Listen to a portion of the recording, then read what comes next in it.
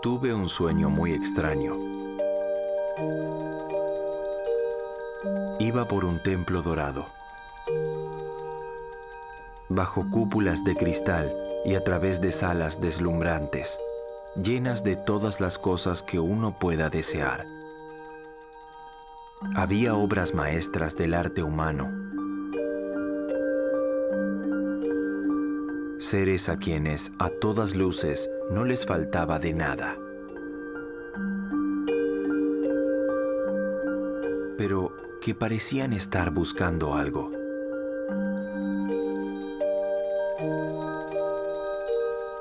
Criaturas muy extrañas.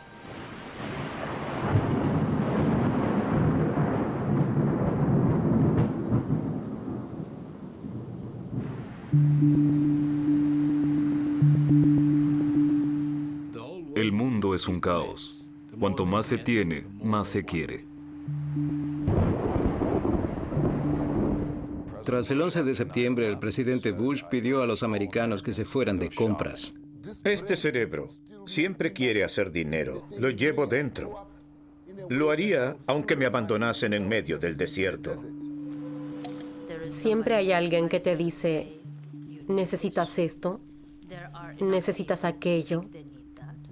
Es la estrategia de la publicidad, hacerte creer que no puedes estar satisfecho. El ser humano es por naturaleza ambicioso. Lo hemos observado en la evolución. Y mientras ese mecanismo no cobre demasiada fuerza, sirve perfectamente a los objetivos del individuo. Me atrevería a decir que es el síntoma de una enfermedad. Tenemos que vivir en equilibrio. Si no lo logramos, estamos perdidos. Me pregunto si somos siquiera una forma viable de vida. Tal vez solo seamos un instante de la evolución y algún día estaremos junto a los dinosaurios en los museos de las cucarachas. Me gustaría añadir algo. Debemos tener presente que algún día moriremos.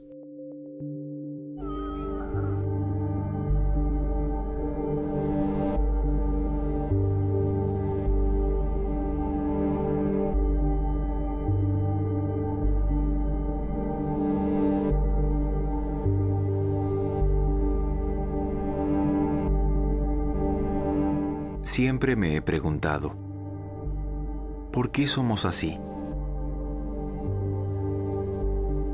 Somos seres sociables y empáticos, y también egocéntricos y crueles. Damos y quitamos, creamos y destruimos. ¿Cuál es nuestro problema? ¿Qué nos impulsa? Empiezo mi búsqueda.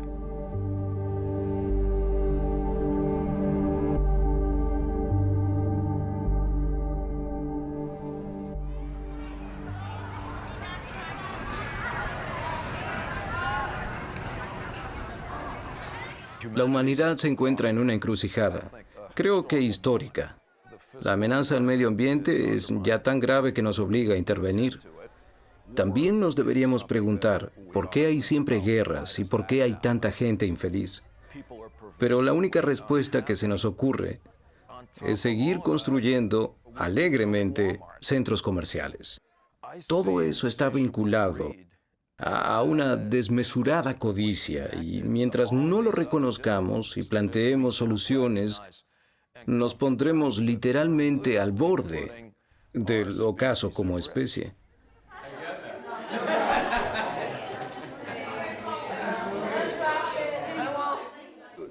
Hablar de Darwin, si tenemos que hablar de Darwin, tenemos que hablar de evolución. Darwin quería entender la evolución. ¿Y cuál fue su propuesta central? Exacto, selección natural.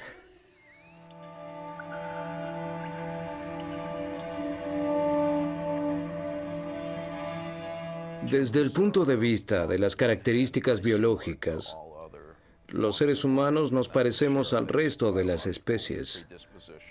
En el instinto de supervivencia, por ejemplo. Pero por otro lado, somos lo suficientemente inteligentes como para ser conscientes de nuestra propia existencia. Y el hecho de sentirse vivo y ser consciente de ello es un motivo de gran alegría.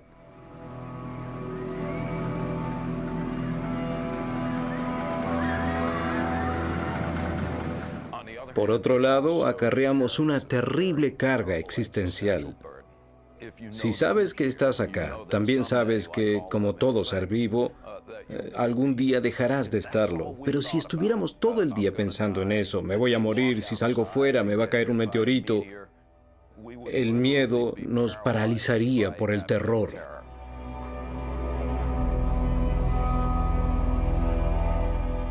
Lo que hicimos los seres humanos fue crear lo que los antropólogos denominan cultura.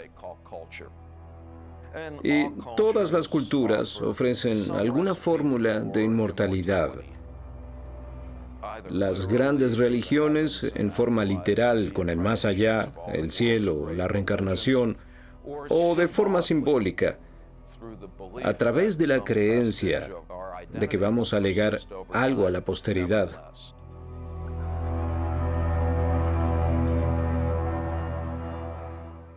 Por eso queremos tener hijos, construimos pirámides, por eso queremos componer sinfonías, escribir grandes libros y por eso queremos tener mucho dinero.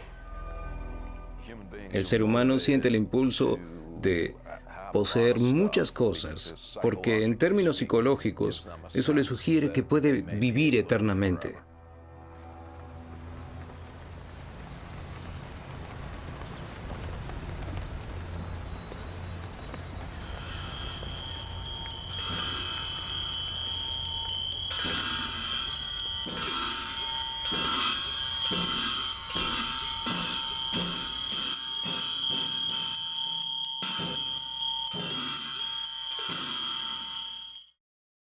Deseo, codicia y la presión permanente que tanto malestar y agresividad conllevan son para la filosofía budista el estado resultante de una persona que constantemente quiere ver algo que no es verdad.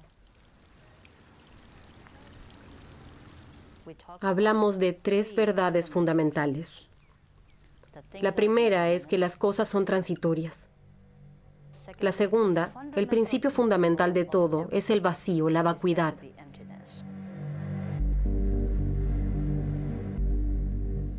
Pero desarrollamos algo en nosotros que nos hace olvidar lo anterior. Intentamos hacer las cosas permanentes. Y esa lucha genera la tercera verdad, el sufrimiento, porque empezamos a aferrarnos a lo material. Un ejemplo.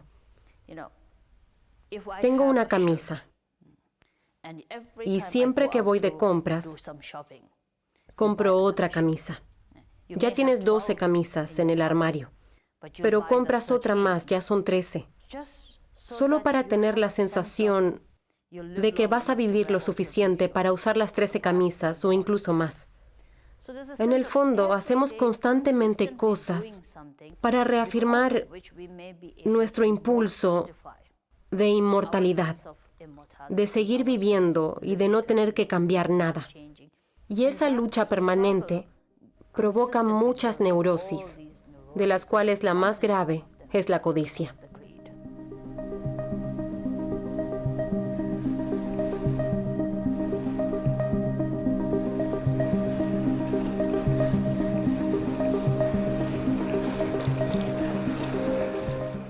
La muerte es un fenómeno físico muy real. Da igual que tan buenos sean tus símbolos, tu religión, tu ideología, tu dinero. No pasan de ser meros símbolos. Ninguno consigue minimizar lo suficiente el miedo a la muerte. Lo puedes paliar, pero no te lo puedes sacar de encima. Y finalmente, para empeorarlo todo, tampoco nos agrada la idea de que seamos animales. Desde el punto de vista estrictamente biológico, no somos más valiosos o perdurables que frijoles o armadillos.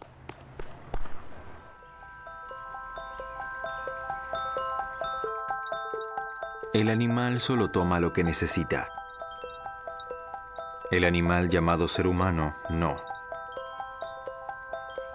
El planeta alberga más de 7.000 millones de personas. Y todas quieren algo. Quieren más. Tal vez ese es el secreto de su éxito.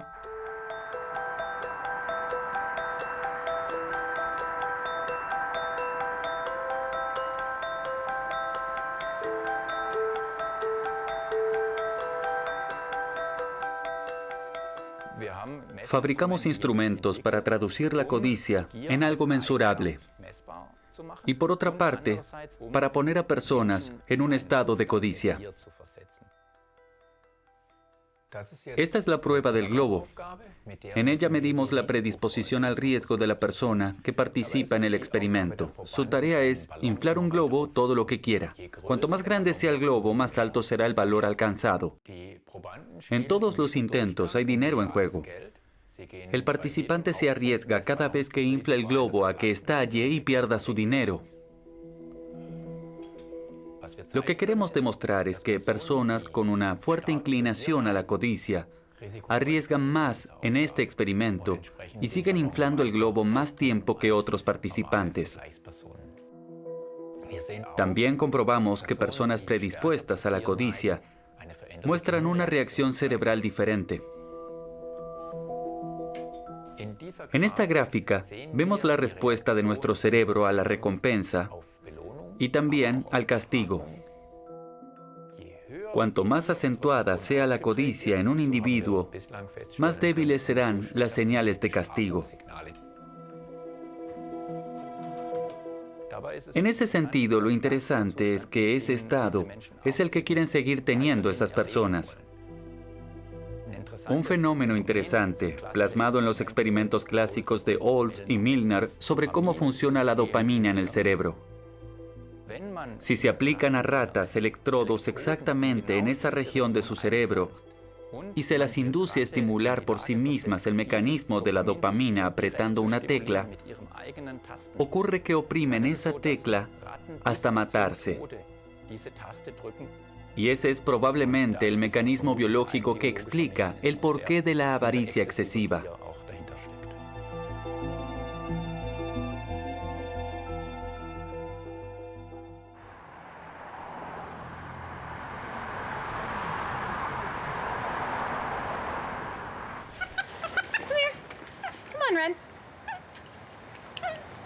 There you go. Where'd Lily go? Oh, you can have two, okay. Where'd Lily go? You already have two. Come here.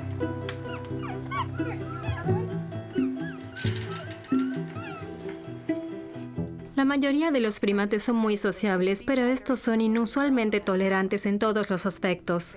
Existe una jerarquía. Todos saben quién está arriba. Quien está arriba recibe más. Los machos más parejas, las hembras más comida, etc. Pero no es una jerarquía absoluta, en la que quien está arriba se queda con todo. Y observamos cosas que no son habituales entre primates, sobre todo en lo referente a la propiedad. Por ejemplo, ¿cómo reaccionas si tú recibes más que yo? ¿O menos que yo? Eso se puede estudiar empíricamente.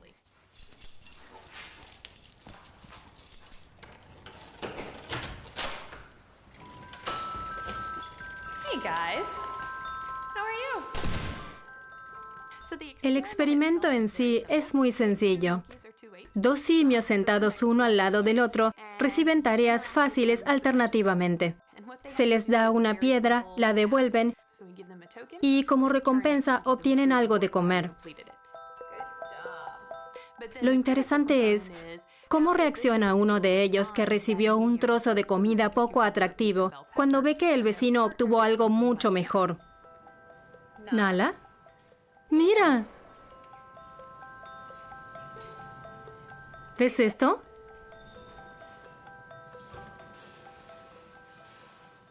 Podría entenderse como un acto de injusticia. Al otro le ha dado algo mejor que a mí, o podría provocar una respuesta de codicia. Ahí veo una comida mejor, yo la quiero. Nala, ¿quieres uvas?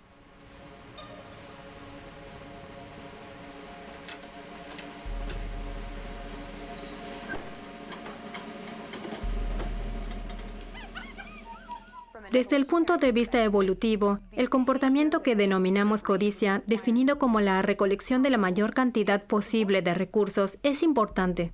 La mayoría de los animales vive más cerca del mínimo existencial que la mayor parte de nosotros. Por eso, si no aspirasen a obtener todos los alimentos posibles, sería un gran riesgo para ellos. En sociedades humanas, sin embargo, la codicia, esa necesidad de apropiarse de todo lo posible, se ha traducido en apropiarse de todo lo posible a expensas de los demás. Y eso es algo, creo, que no existe en los animales.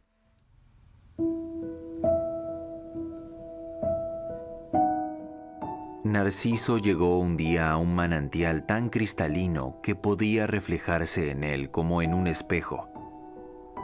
Nada más que con ver su imagen reflejada, se enamoró de su belleza.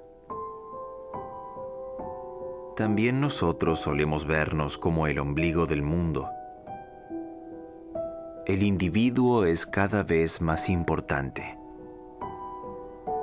Y por eso codiciamos reconocimiento y autoestima. Acaparamos relaciones, likes, fotos, zapatos, récords. ¿Estamos enamorados de nosotros mismos como Narciso?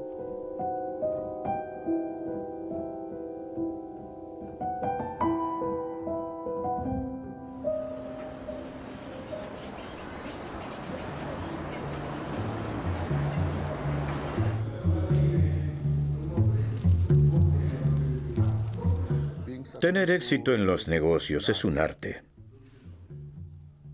Y si lo dominas, puedes lograr cosas que los demás no pueden ni imaginar. ¿Cuánto cuesta? No hablemos del precio internacional. Hablemos de nuestro precio. Son 700 metros cuadrados, multiplicado por 8 plantas y multiplicado por nuestro precio local. En total, te cuesta 5.600.000. Mi filosofía es muy sencilla. La línea que separa al hombre de negocios del delincuente es muy fina. ¿Por qué? Porque en todo lo que hago siempre hay alguien que dice, me has engañado. Y así es en todo el mundo, con Bill Gates, con Richard Branson. Nos consideran criminales porque somos visionarios. El presidente Mugabe es un hermano para mí. Para los europeos, yo sería su sobrino. Desde la perspectiva africana, somos hermanos.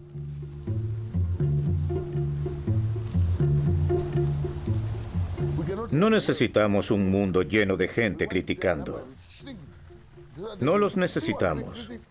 Menos gente criticando y más emprendedores. Así se arreglaría la economía mundial. Bienvenidos a mi casa. Se la puedo enseñar con gusto y mostrarles lo que fui consiguiendo a lo largo de muchos años. Por ejemplo, la escuela vecina a mi antigua oficina me dio un premio por construir un edificio para el colegio. Y la organización Ayuda a la Autoayuda me concedió este galardón por mi labor humanitaria. Y acá tenemos el premio BEFTA, que recompensa los aportes en el terreno de los derechos humanos, la concordia y el empoderamiento en todo el mundo. Ese soy yo. Y este es mi salón. Pasen. Aquí nos reunimos habitualmente con los amigos, con la familia, y conversamos sobre política, economía, asuntos privados.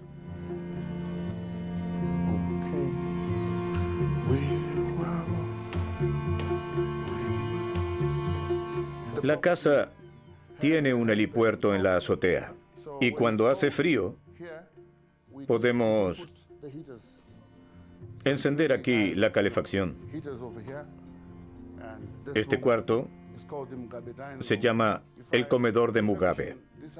Si algún día renuevo la casa, dejaré esta sala así como está ahora, porque me recuerda mi relación con el presidente.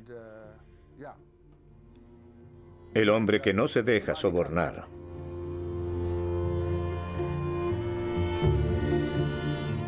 Pasen por aquí.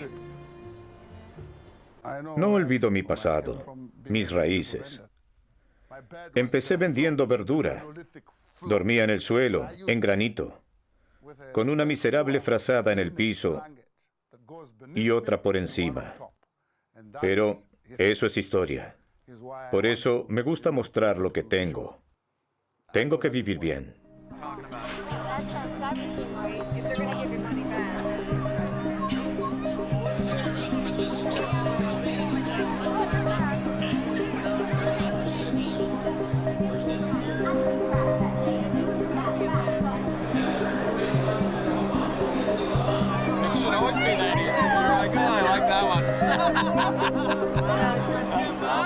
Cosas como las carreras de caballos y espectáculos públicos similares son, por varias razones, muy interesantes para la gente. Uno de los aspectos atractivos es el juego. Otro es la necesidad de destacar y competir en el nivel de estatus con los humanos que te rodean. Alguien es mejor, no en razón de su envergadura o fuerza, sino porque él o ella se viste mejor, o porque sabe comportarse mejor, o porque manifiesta que es más rico o respetable, y por extensión, que está más alejado de la mortalidad que los individuos que le rodean. De alguna forma, no es muy diferente a la jerarquía entre primates.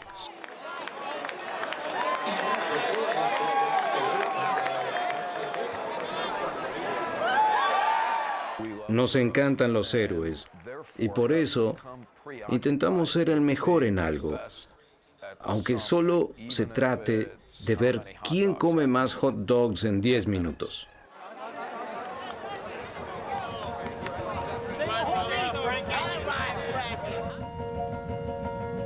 Estados Unidos es el número 1, pero no en ciencias o literatura. Es el número 1 en depresiones. ¿Cómo hemos llegado a eso? Pues basta con examinar nuestros valores culturales para comprobar que son inalcanzables para el individuo promedio. Si eres varón, se te valora básicamente por cuánto posees. En eso se resume el sueño americano. Te dicen, si trabajas duro podrás tener tanto dinero como LeBron James, Warren Buffett o Bill Gates. Pero la realidad es que por cada millonario hay cientos de miles de personas trabajando sin seguro médico y sin aportes para su jubilación. Y lo mismo sirve para las mujeres. Pero además tienen otro obstáculo cultural. Les decimos a las muchachas que para estar lindas tienen que ser ridículamente delgadas. A excepción de los pechos, claro. Es decir, si no soy tan delgada como hilo dental, estoy gorda. Y desde luego hay que ser eternamente joven, algo que biológicamente es imposible. ¡Wow! Defendemos valores que son imposibles de realizar.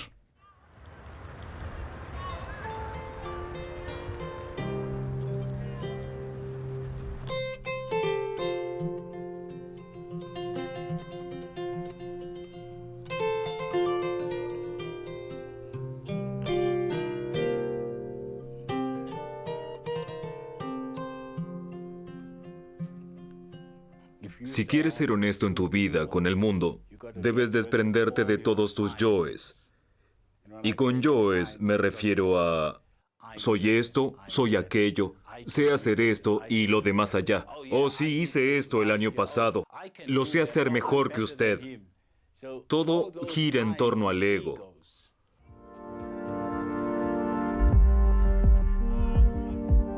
Hay mucha gente en Sudáfrica, negros y blancos, que llevan el ego escrito en la frente. Lo llevan ondeando como si fuera una bandera.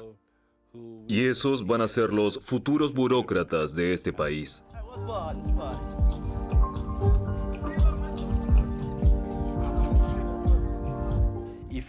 Si te paseas con tu Mercedes o Rolls Royce por un barrio pobre en el que sabes que la gente pasa hambre, esto es lo peor que podrías hacer jamás. Pero lo haces porque paseas tu ego diciendo, vean, soy mejor que ustedes, ustedes nunca van a llegar a donde yo estoy, esa gente está perdida.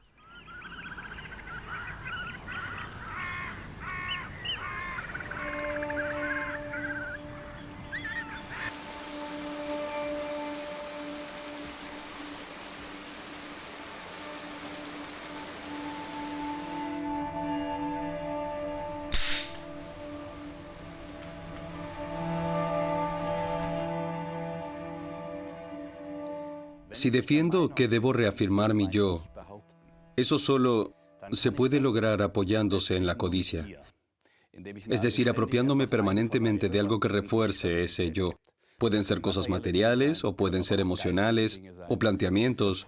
Soy importante, por ejemplo. O soy alguien gracias al dinero, la fama, un título, o cosas así. Nuestra sociedad moderna se basa en eso. La codicia corrompe al ser humano. ¿Por qué? Porque lo aísla. Y porque la codicia es como una droga. Cuanto más tengo, más quiero tener.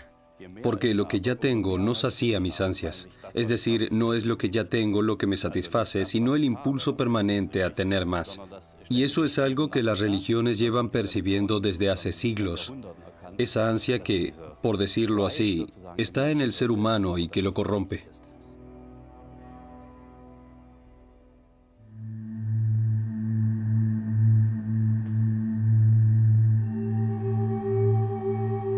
Desde tiempos inmemoriales hay historias sobre personas insaciables. El rey Midas, por ejemplo, le pidió al dios Dioniso que todo lo que tocara se convirtiera en oro. Pero al comprobar que también la comida y la bebida se convertían en oro, pidió al dios que le retirara dicho don. Oro y dinero siempre han estado rodeados de un aura de poder absoluto y de una brizna de inmortalidad. Me pregunto, ¿de dónde surge ese poder de seducción?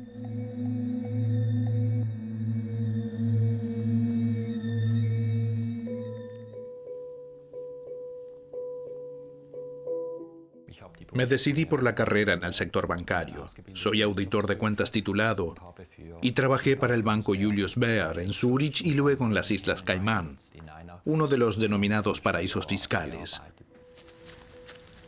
Después pasé a ser Compliance Officer, es decir, la conciencia legal de la empresa.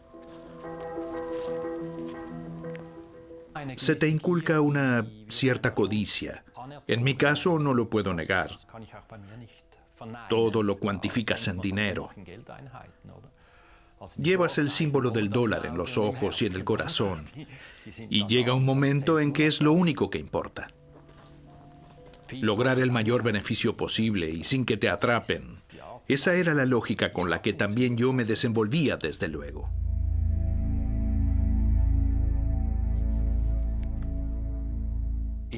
En mi función de director de cumplimiento normativo, comprobé que teníamos criminales entre nuestros clientes. Bin Laden, por ejemplo, y un jefe del narco mexicano. En ese momento fui consciente de que formaba parte de una organización delictiva, de que el banco colaboraba en la evasión fiscal. Y así fue como empecé a tener remordimientos y me enfrenté a la gerencia.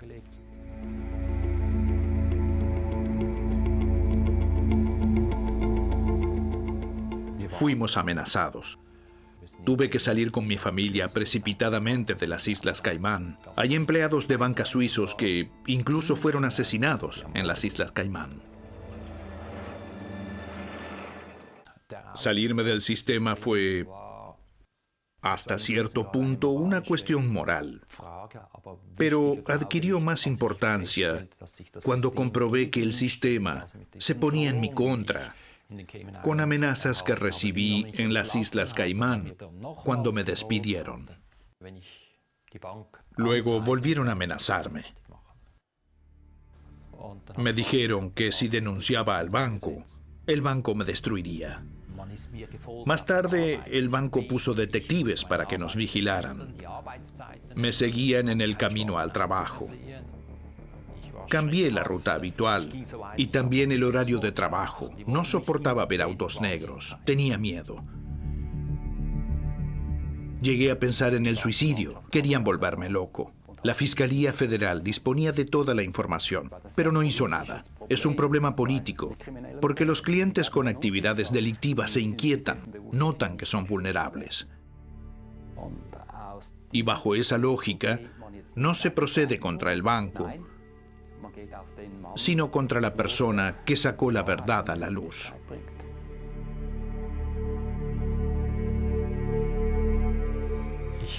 Pasé 217 días en la cárcel. Primero 30 días en 2005 y el resto en 2011. En ambos casos en régimen de aislamiento. 23 horas al día en una celda. Había gente que no lo soportaba, que empezaba a golpear la puerta, a gritar.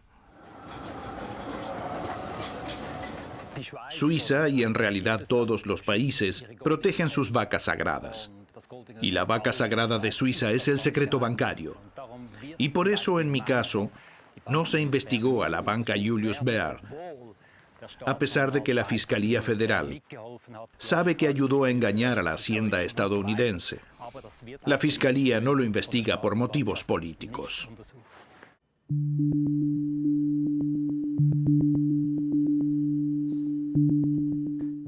¿Cómo podríamos recrear las condiciones en las que se pudiera simular, por ejemplo, el comportamiento de un agente bursátil?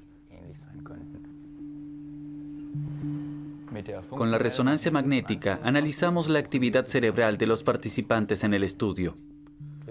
Podemos observar las regiones más profundas del cerebro, sobre todo las estructuras donde se originan las reacciones de recompensa. Los participantes en el estudio juegan a la bolsa y deben decidir si arriesgan una suma grande de dinero o una suma pequeña. Poco después, durante el juego, se les informa si las acciones bajaron o subieron.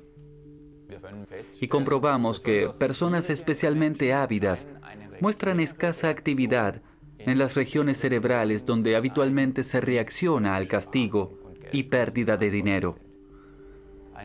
Es una especie de mecanismo desinhibidor.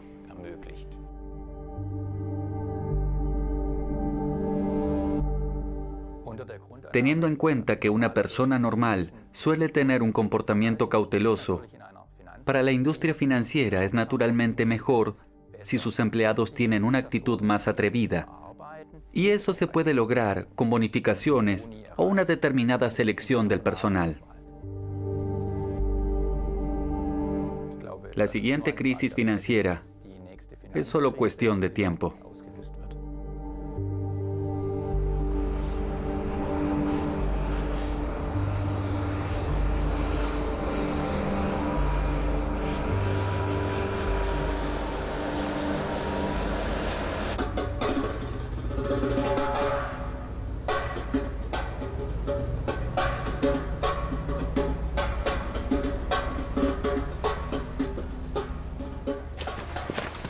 Gentlemen, morning. Morning, sir.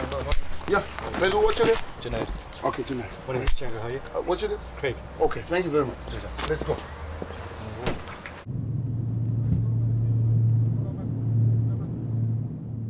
La primera vez que oí hablar de la fortuna de Warren Buffett o Bill Gates, se decía que tenían entre 30 y 40 mil millones. Ahora son 70 mil millones. Aunque solo tuvieras 1.000 millones, podrías gastar $10,000 al día durante 273 años. Pero ¿quién de nosotros vive 273 años? Es decir, que si tienes 1.000 millones, puedes gastar 30,000 al día. Porque no vas a vivir lo suficiente. Pero hay otros que ganan aún más.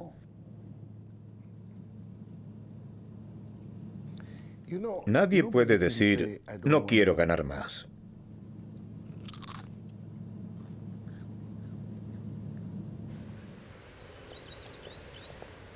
Si la gente como yo no ganásemos dinero, no habría impuestos ni funcionaría el gobierno. Por eso la gente que gana dinero garantiza que se hagan cosas. Y yo soy una de esas personas.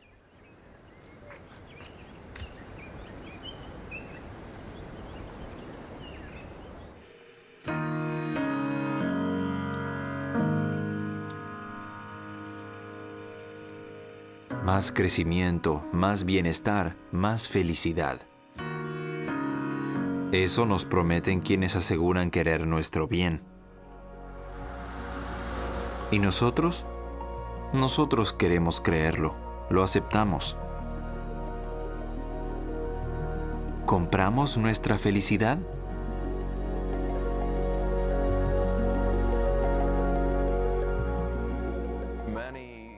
Muchos europeos occidentales y estadounidenses no creen ya en Dios. Pero en algo hay que creer. Tenemos todo tipo de creencias que atenúan el miedo, la ansiedad ante la muerte, pero por debajo, en el inconsciente, sigue bramando ese temor. Algo hay que hacer con esa ansiedad, con ese temor a la muerte, y una posibilidad es comprar un montón de porquería.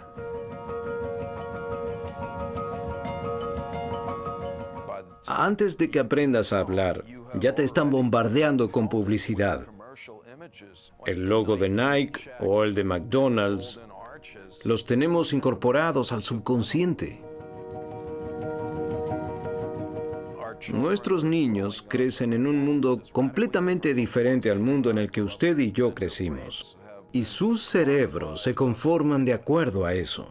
Los fabricantes de artículos de consumo gastan miles y miles de millones, literalmente, en garantizar que ningún niño se quede fuera del circuito comercial.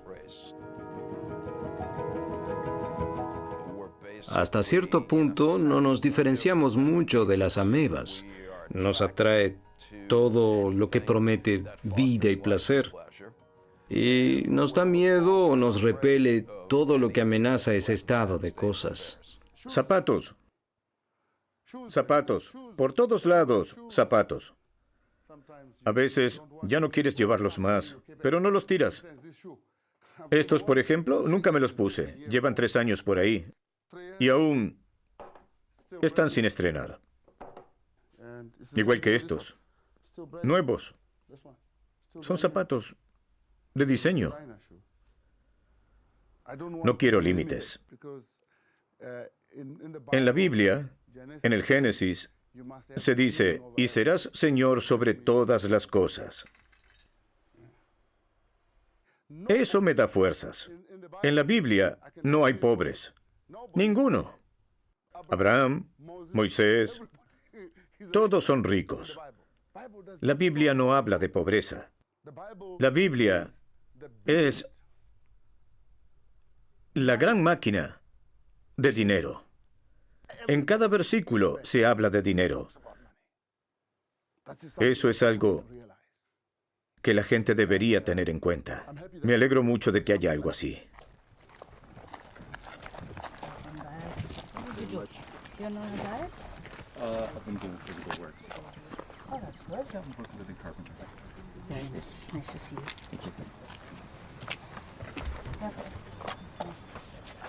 Creo que la clave de la sociedad materialista actual es que nos sugiere constantemente que algo nos falta. Y todos contribuimos a ello. No puedes criticar a alguien solo porque te quiera vender algo. Oferta y demanda. De alguna manera, todos somos parte de ese entramado. Y todos estamos involucrados en ese círculo del que no logramos salir.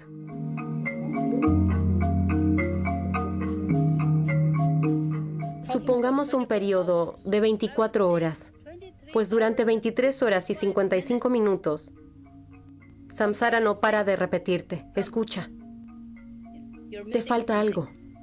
Y con Samsara me refiero a los esquemas de comportamiento habituales. Ustedes piensan constantemente, me están llamando. Samsara me llama. Tengo que ir allá, tener un auto, una casa, una pareja. Tengo que estar ocupado con algo. Tengo que ser neurótico, así lo llamaría yo. Por supuesto, ustedes lo llaman de otra manera. Ustedes lo denominan ser alguien, producir, realizarse.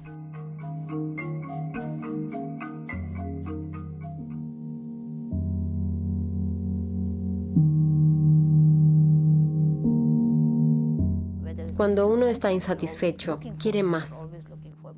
Y ese malestar interno provoca más inseguridad y desazón.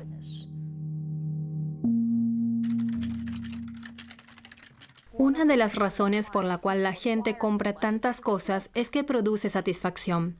Hay una recompensa neuroquímica y otra psicológica que animan a seguir haciéndolo, a pesar de que no se corresponda con lo que uno necesite. Una cosa es tomarte una taza de café en un día lluvioso y otra comprarte un par de zapatos cuando ya tienes otros 75. Está claro que no necesitas esos zapatos, pero de todas formas, comprarlos te reconforta. Y luego está el impulso de no ser menos que el vecino. En nuestra calle de gente acomodada, el año pasado había iPods en los cumpleaños de los adolescentes. Este año iPads y el próximo algo parecido. Es como un desafío colectivo que se retroalimenta.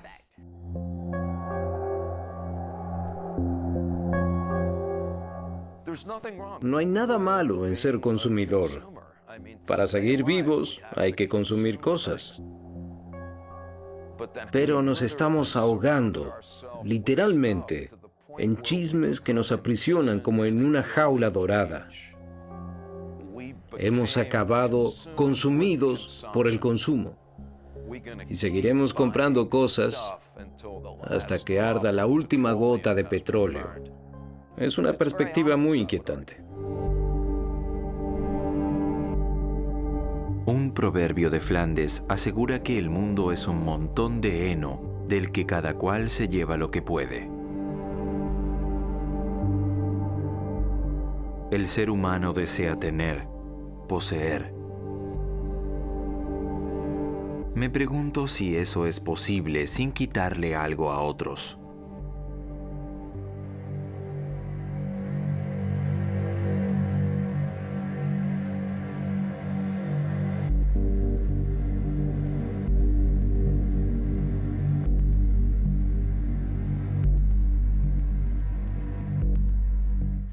En 1657, los portugueses llegaron a través de Mozambique. Fueron los primeros en extraer oro aquí. África era como una granja sin dueño.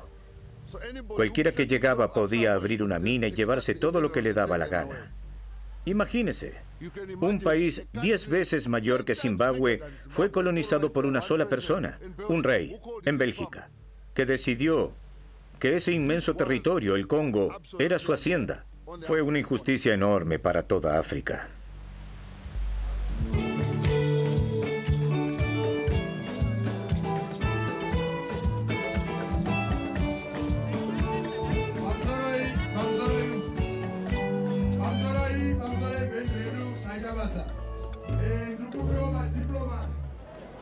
That's it. You stand by principle. We have the right to ownership of our resources. Our land policy was right. We will not reverse it. Ese hombre hizo mucho por mí. Mugabe garantizó que la gente recibiera tierras gratuitamente y las cultivara. Al principio hubo algunos problemas, pero ahora todo está mejorando rápidamente. Y ese mérito es suyo.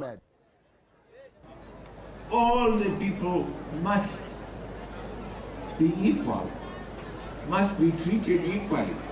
Doesn't matter where they are, how poor they are. All of them are equal. Sanctions, yes.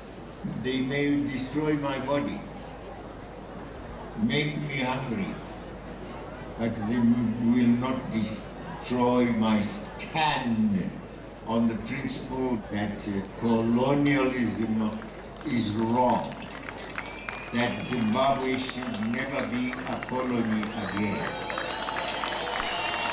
We wish you many more. We wish you many more. We wish you many more, Mama. We wish you many more.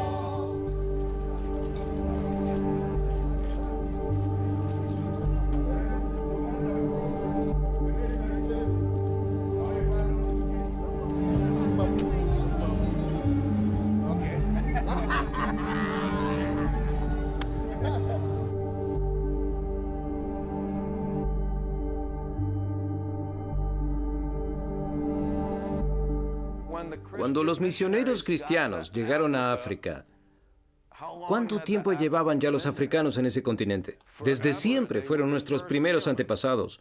Y cuando los misioneros llegaron, dijeron, tal vez, venimos a conocer sus milenarias tradiciones. ¿Qué dijeron?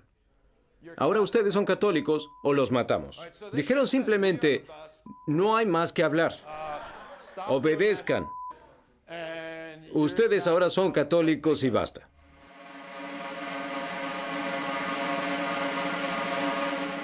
En el fondo sabemos que el modo de vida occidental se basa en la explotación directa o indirecta de otros pueblos.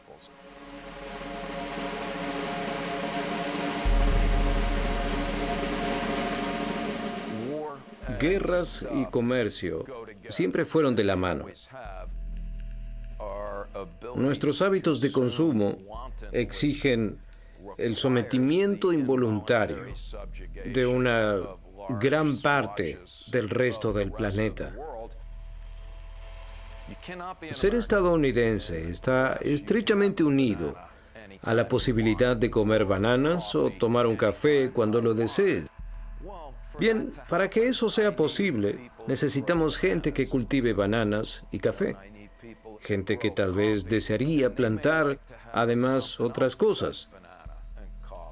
Pero si lo intentan, les mandamos nuestros soldados y restablecemos nuestros intereses.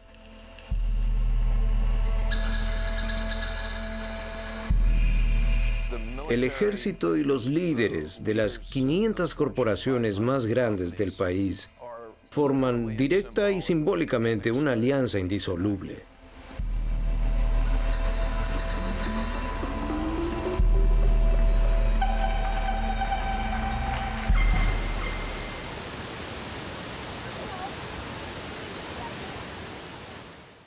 La explotación no solo existe en África. En la mayoría de los países árabes hay esclavos. Incluso en Europa y en Estados Unidos hay gente trabajando en condiciones miserables, como esclavos, obligados a prostituirse y cosas así. Eso es algo que debe acabar. Esa no es forma de tratar a seres humanos. Pero da igual de qué forma de opresión se trate. Siempre es posible romper las cadenas.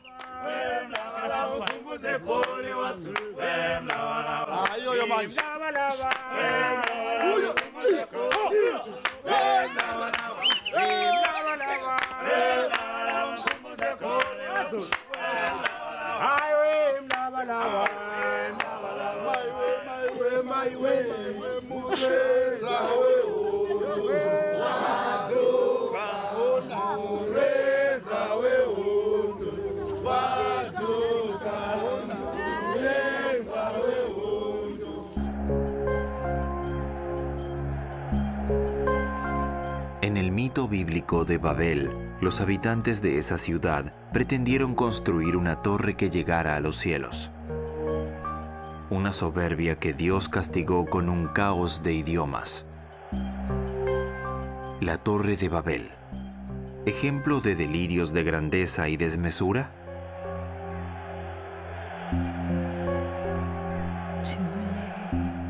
Cuando los humanos juegan a ser dioses, suele acabar mal.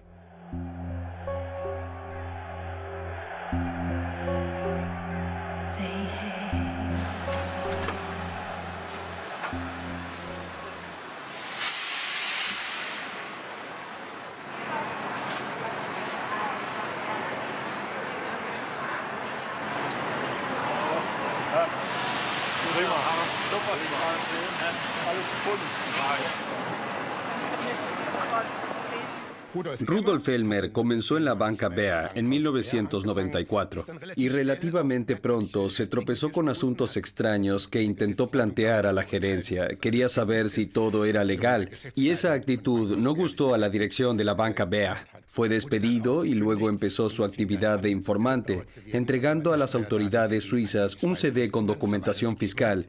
Pensó que eso sería útil para las autoridades.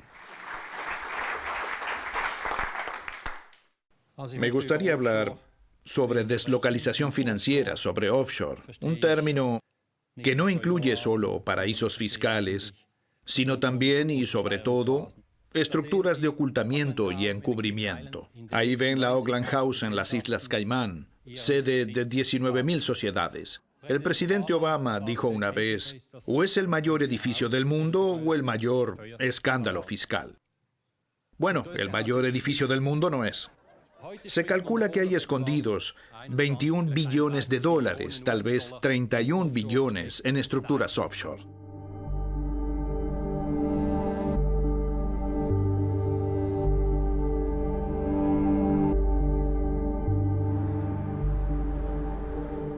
Tengo miedo porque sé cómo funciona este sistema. Formé parte de él y sé de lo que es capaz esa gente. No se detienen ante nada.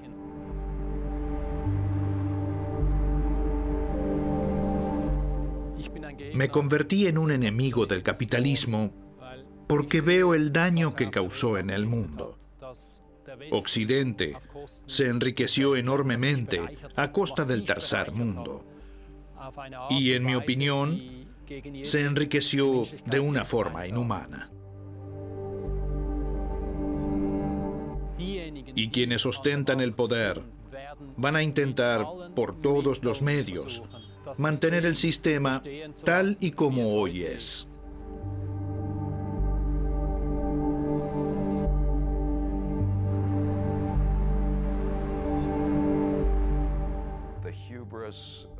Hay varios elementos que explican la soberbia de los príncipes del dinero. Uno es el respeto que a todas luces tenemos a las personas que son capaces de hacer colosales cantidades de dinero. Otra razón para nuestra veneración es que parece obra de magia. Es gente capaz de convertir el dinero en mucho más dinero. Y por último, creo que el dinero se ha convertido en el nuevo Dios de una especie de universo secular.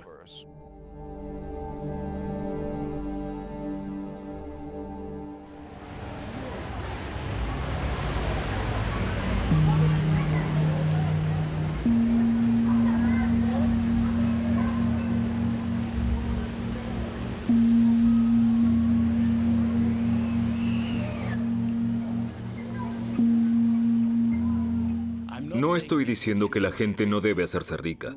Si trabajas duro y lo consigues, es legítimo.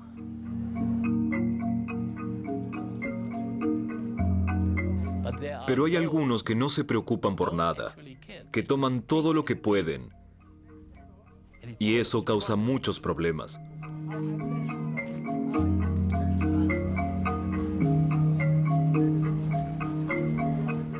Cuando teníamos reyes que gobernaban el mundo desde sus palacios, conocían la importancia del oro. Cuanto más tenga, más cosas podré tener. Y con ello, provocaban que los pobres fueran cada vez más pobres. Así era antes, y así vuelve a ser ahora.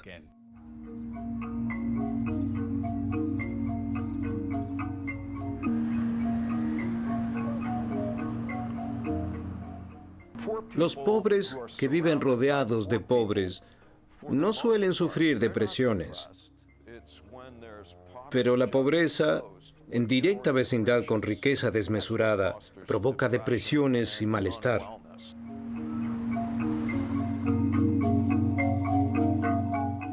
Hay gente que dice, es bueno que la gente que solo piensa en su provecho acapare todo lo que pueda, porque al final todos se beneficiarán. Aunque algunos tengan más que otros, está bien. Bueno, pues yo creo más bien lo contrario, que no está bien.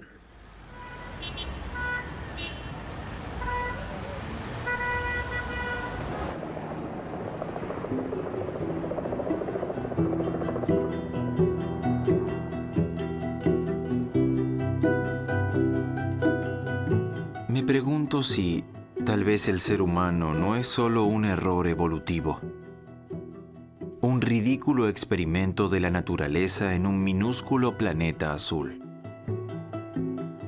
No puedo aceptar que nuestro cerebro no sea capaz de preconcebir.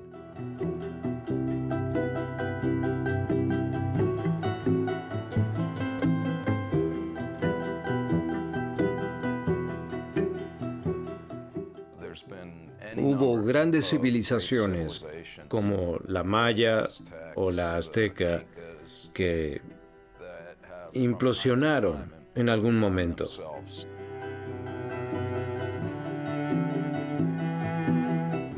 Si repasamos la historia, las sociedades que colapsaron, veremos que sucedió justo después de su cenit. Si creemos que podemos dejar que aumente sin parar la población del planeta y que todos disfruten de un modo de vida occidental, sin que la Tierra se convierta en un montón de cenizas, inhabitable, nos estamos autoengañando. Nuestra desenfrenada codicia material va a tener la paradójica consecuencia de convertirnos en la primera forma de vida responsable de su propia extinción. Es realmente muy inquietante.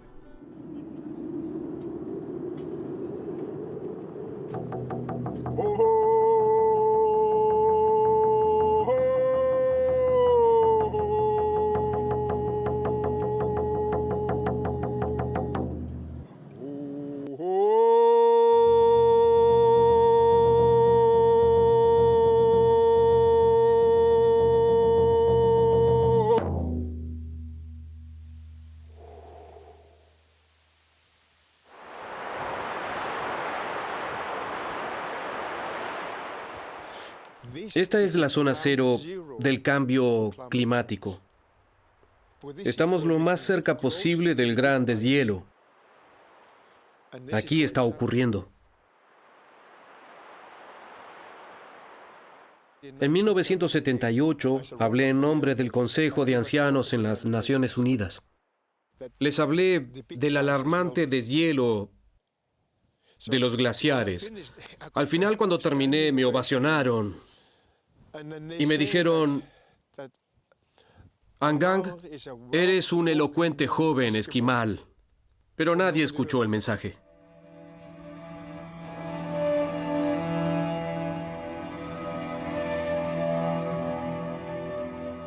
Cuando nací, el hielo tenía 5 kilómetros de profundidad. Hoy, unos 2 kilómetros en promedio. Es decir, se han derretido 3 kilómetros de hielo. Si la temperatura media sigue aumentando, y lo está haciendo, el nivel del mar subirá 2 metros por grado.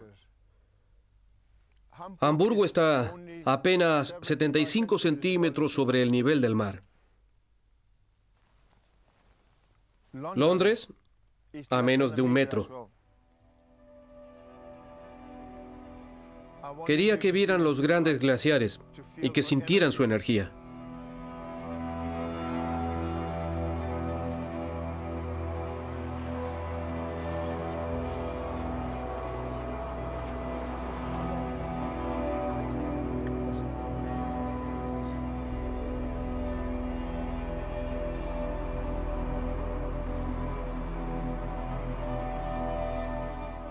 Los grandes hielos en los polos acumulan una gran sabiduría, porque todo lo que ocurre en la madre tierra acaba archivándose en el polo norte o en la Antártida.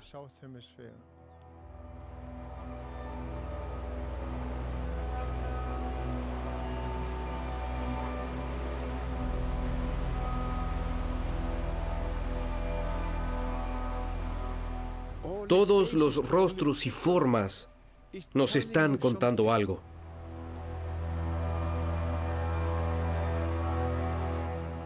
La humanidad es como un adolescente.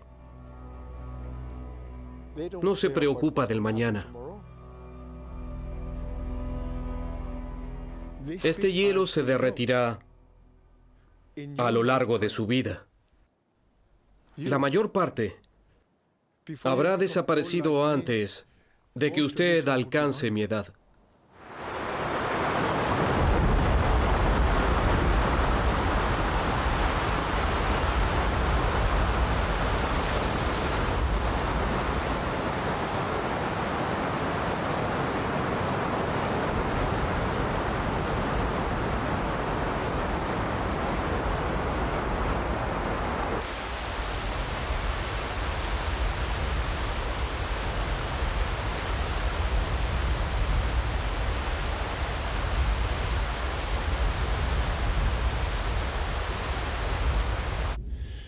se cierne una catástrofe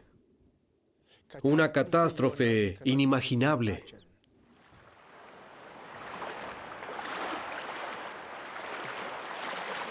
El agua siempre ganará.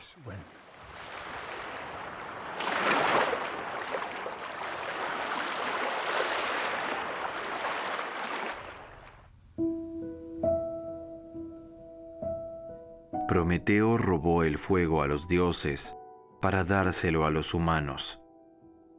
Como castigo, Zeus envió a la atractiva Pandora con un regalo. A pesar de haber sido advertida, Pandora abrió la caja. Y todas las desgracias se derramaron sobre el mundo. Atrás solo quedó la esperanza.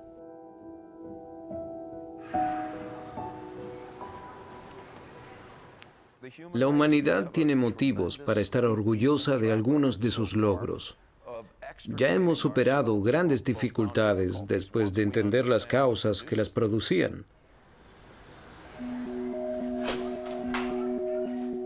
Debemos ponderar nuestros valores.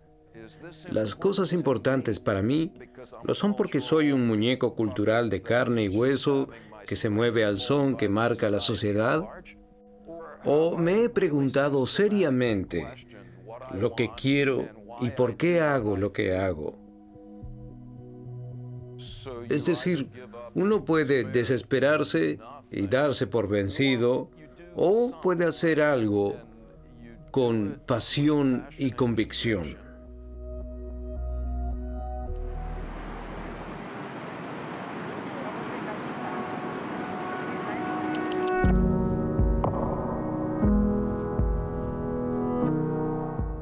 Cult of Less es un proyecto que comencé cuando decidí desprenderme de cosas que tenía.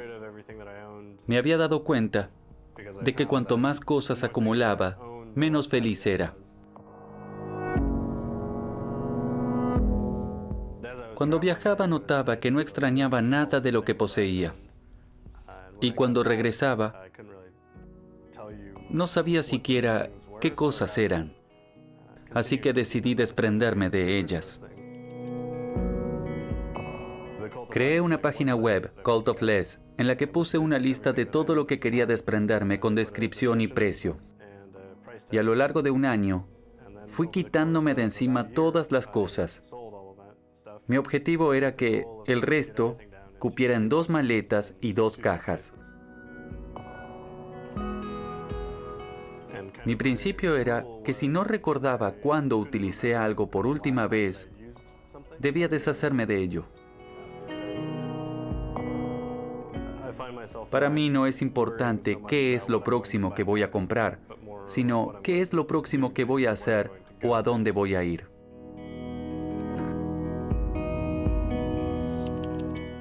La idea del minimalismo se traslada también a muchos aspectos de mi trabajo. En el diseño de nuestros productos, por ejemplo.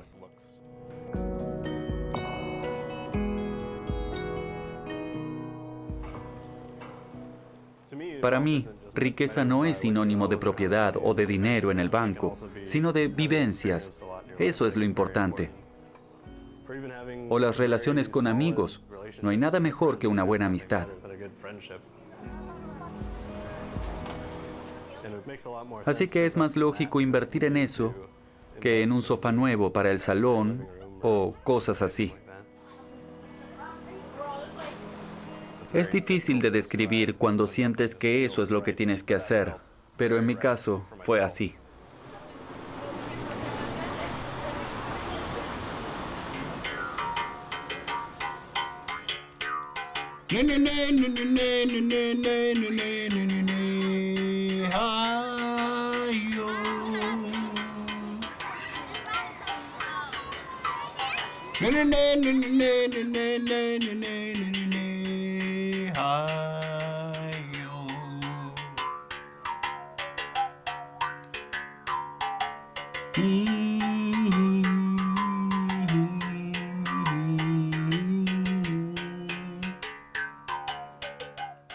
Si alguien pudiera encontrar a un joven inteligente en cada país a una persona honesta y con visión.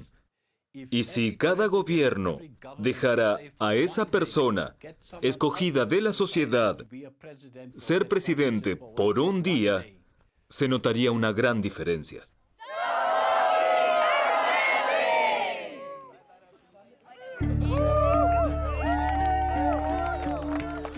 Manifiesto de la Juventud Mundial. Para los 3.000 millones de jóvenes del planeta, la cuestión del clima es un asunto de supervivencia. Ustedes, los líderes del mundo, conocen la catástrofe climática desde hace 25 años. No podemos seguir de brazos cruzados. El tiempo se nos acaba. El problema es un problema de mentalidad. Todos son conscientes de las consecuencias de sus actos. Todos saben qué es lo justo y qué es lo injusto, y sin embargo no hacen lo que deberían hacer. ¿Por qué? Me produce rabia y tristeza a la vez. Yo también soy un ser humano. ¿Por qué no respetan mi vida? ¿Quién les dio permiso para robarme el futuro? Así que vinimos porque estamos indignados y porque queremos que algo cambie.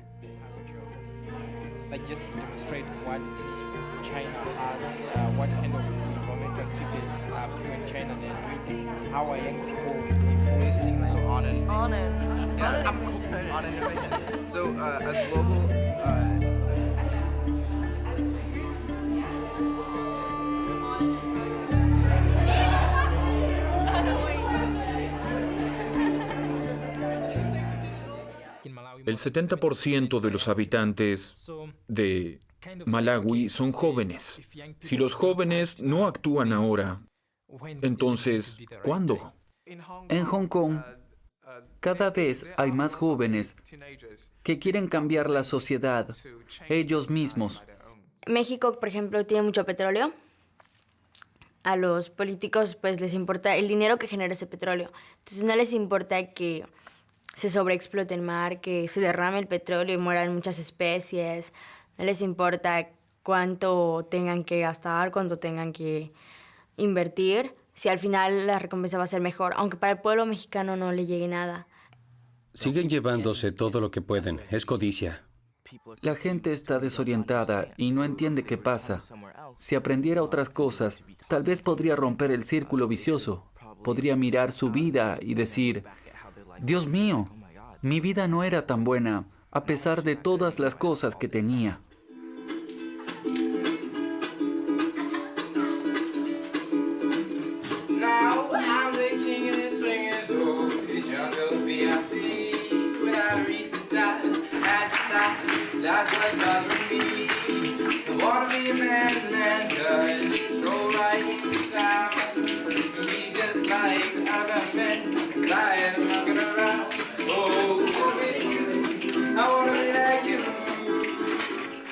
Es hora de tomar decisiones. Hablo en nombre de quienes están ya preparados, de quienes dicen: este es mi continente.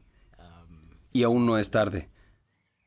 Vamos a luchar para cambiarlo.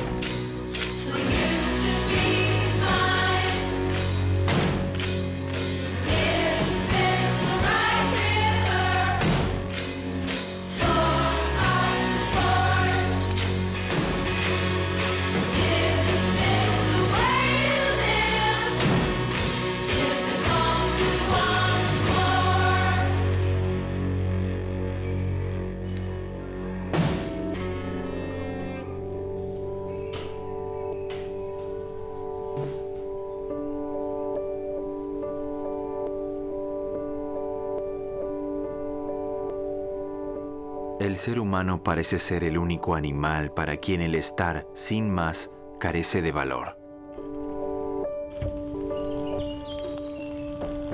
Creo que hay dos días extraordinarios en la vida. El día en el que uno nace y el día en el que uno sabe para qué.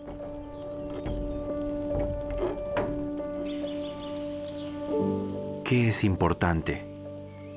¿Qué es lo esencial? ¿Qué te impulsa?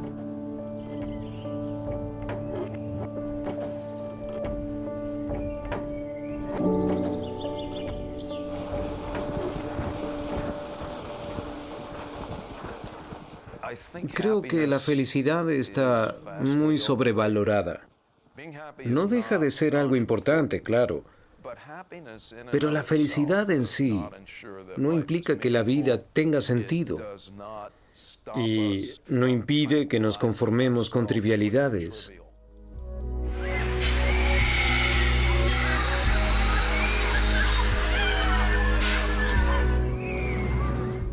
Si lo que buscas es ser feliz, encontrarás muchas ocasiones para ello, pero eso no te hace madurar como persona. Y desde luego no te pone en una posición de confrontación sincera con el hecho de ser una entidad mortal y pasajera.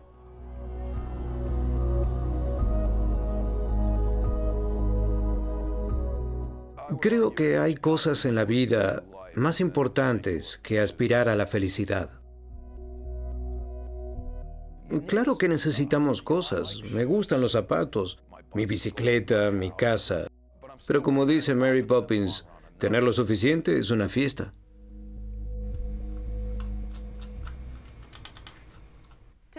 Para mí, la felicidad suele estar donde no se espera.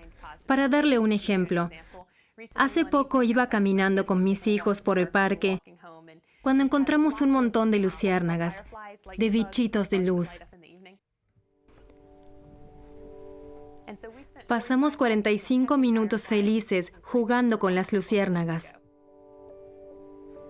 Son momentos tranquilos, perfectos, en los que disfrutas con la gente que te rodea y disfrutas lo que estás haciendo. Suelen ser situaciones que no se pueden comprar con dinero.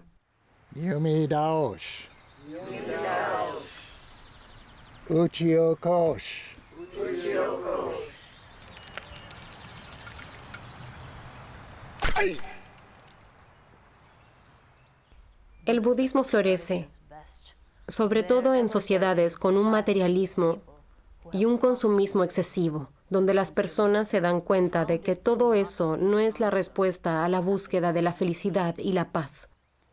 Tal vez sea la primera puerta que se abre a través de la cual uno empieza a buscar las respuestas en su interior y no fuera.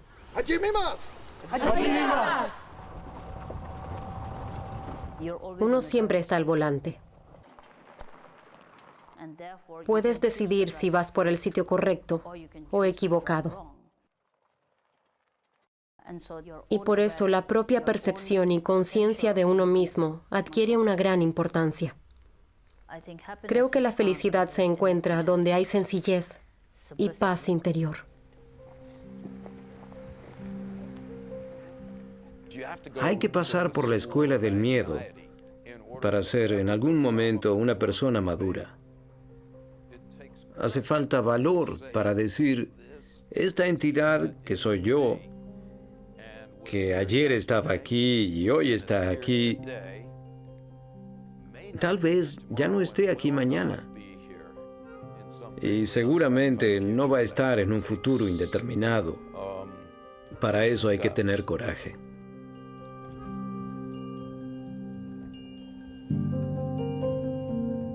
Apenas hemos empezado a estudiar qué le pasa a los ancianos cuando son conscientes de la cercanía de su muerte.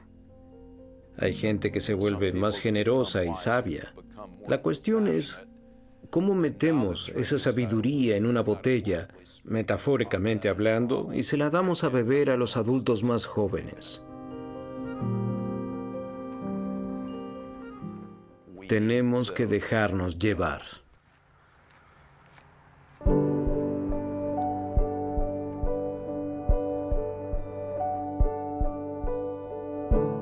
Su dinero no impresiona a nadie. Tampoco que salga de los comercios con las bolsas llenas. Tampoco impresiona el auto que conduce. Lo determinante es lo que usted y su corazón ofrecen al mundo. Me gustaría ofrecerles una experiencia que muestre por sí sola que hay que celebrar la vida.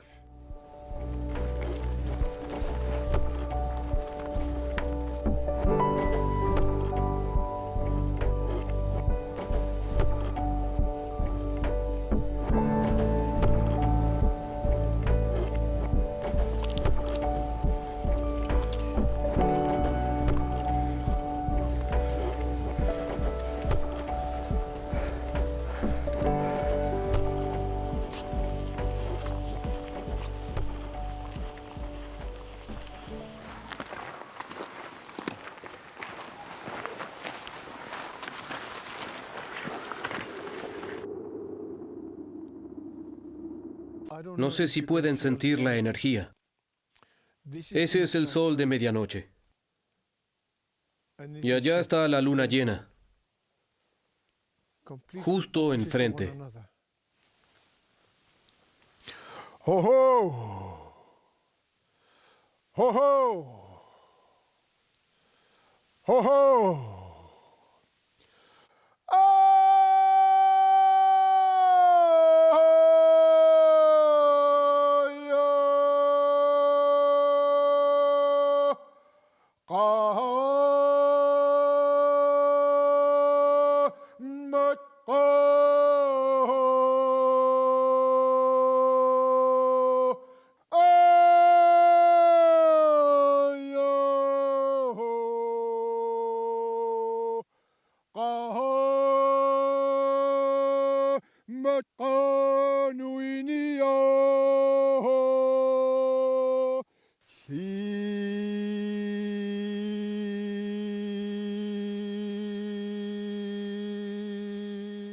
La vida en sí es una ceremonia.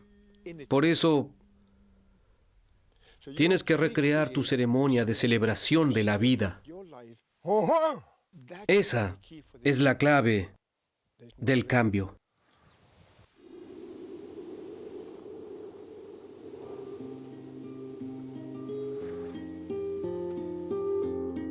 ¿Hay soluciones? Eso espero.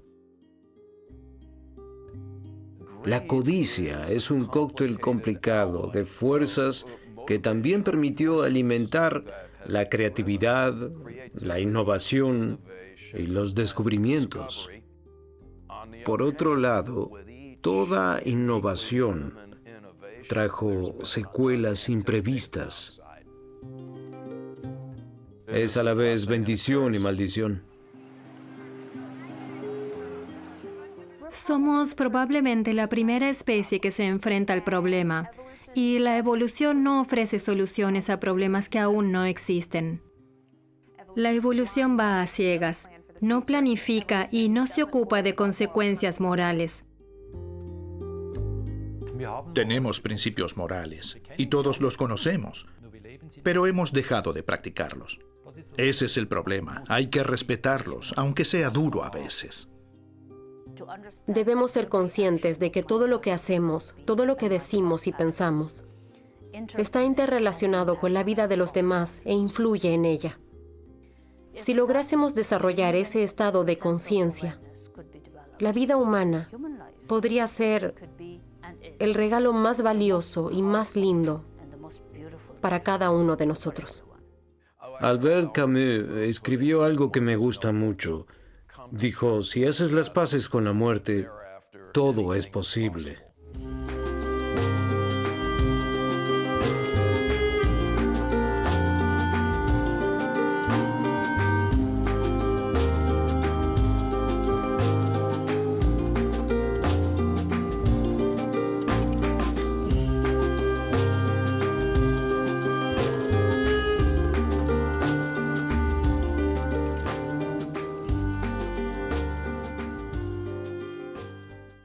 Mi madre haría lo siguiente. Diría,